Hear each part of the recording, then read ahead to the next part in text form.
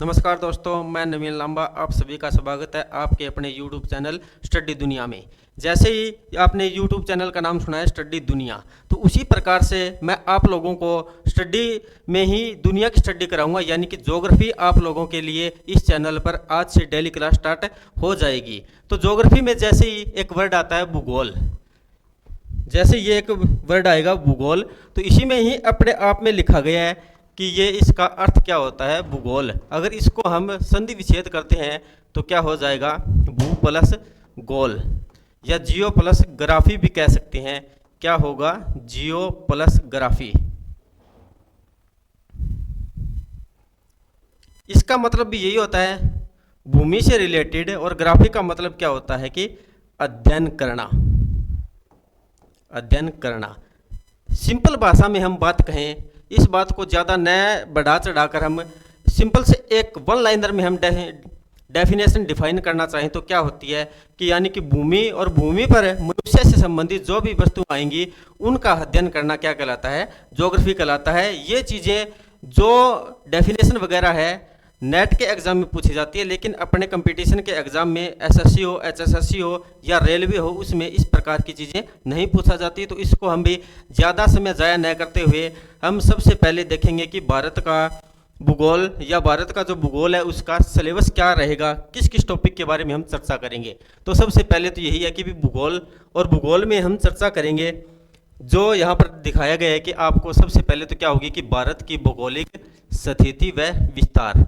इस लाइन से हमें क्या मतलब चलता है कि इस बात से हमें ये पता होना चाहिए कि ये पूरा ग्लोब है और ग्लोब के अकॉर्डिंग भारत कहाँ पर आता है, और अक्षांशीय विस्तार और देशांतरीय विस्तार के बारे में बहुत अच्छे से चर्चा करेंगे, विद मैपिंग चर्चा करेंगे, कोने कोने में आपको लेकर जाएंगे।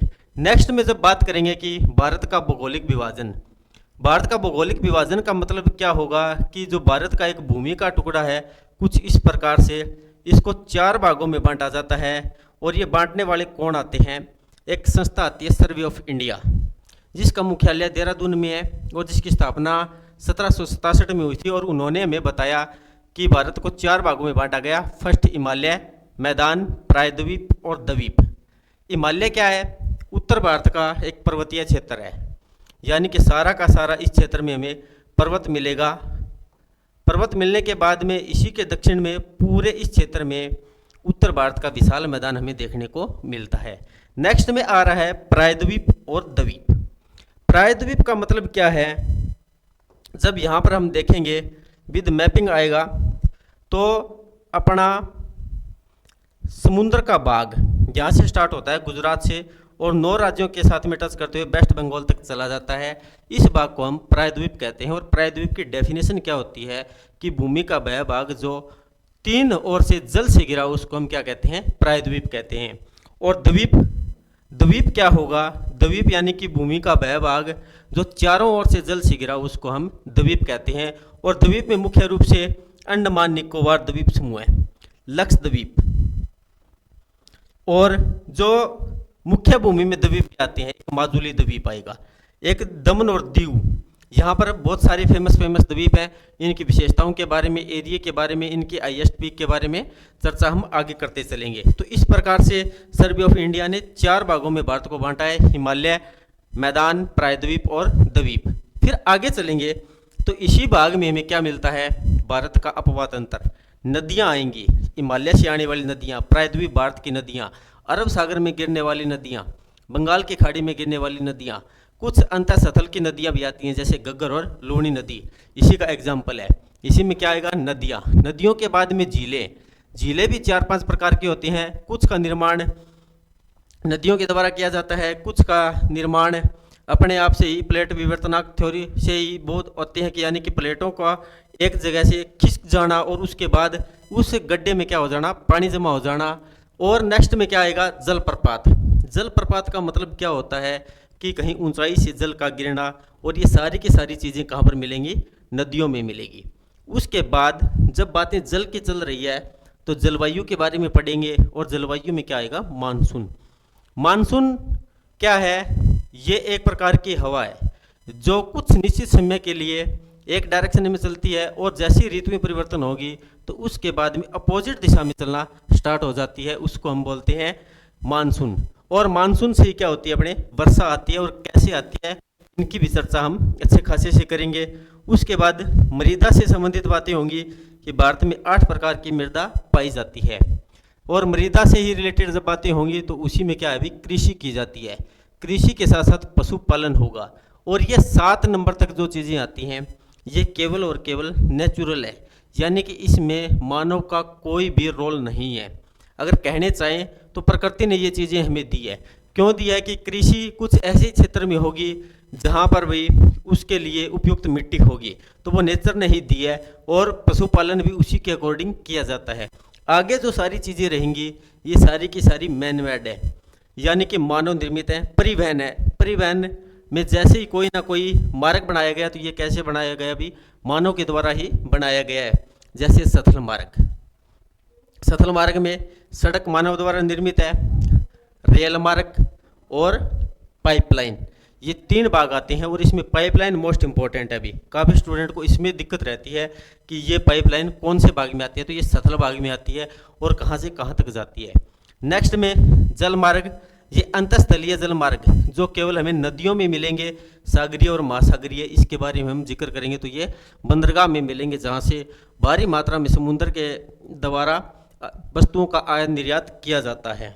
और वायु मार्ग, इसमें नेशनल और इंटरनेशनल, मुख्य रूप से इसमें क्या रहेगा कि इंटरनेशनल जो एयरपोर्ट है उनकी चर्चा करेंगे। नेक्स्ट में फिर आगे चलेंगे तो इसी भारत में क्या होगा, भी वन पाए जाएंगे और वन्य जीव पाए जाएंगे।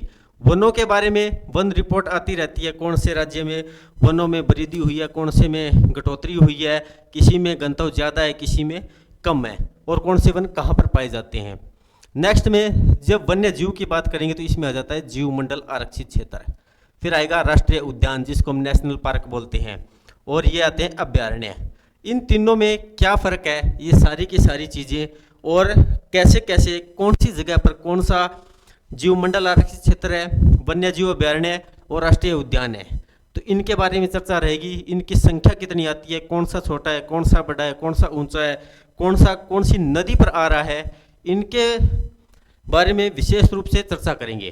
जैसे ये चीज़ें पूरी होने के बाद में हम थोड़ा सा और आगे की ओर चलेंगे, और आगे की ओर मतलब थोड़ा सा वर्ल्ड ज्योग्राफी की ओर चलेंगे, और जिसमें हम पृथ्वी को क्या करते हैं अभी 2 भागों में बांटते हैं। एक तो आएगा महासागर और एक आते हैं महाद्वीप। महासागरों में पहले नंबर पे तो आता है प्रशांत महासागर, अंध महासागर, हिंद महासागर, अंटार्कटिक महासागर और आर्कटिक महासागर।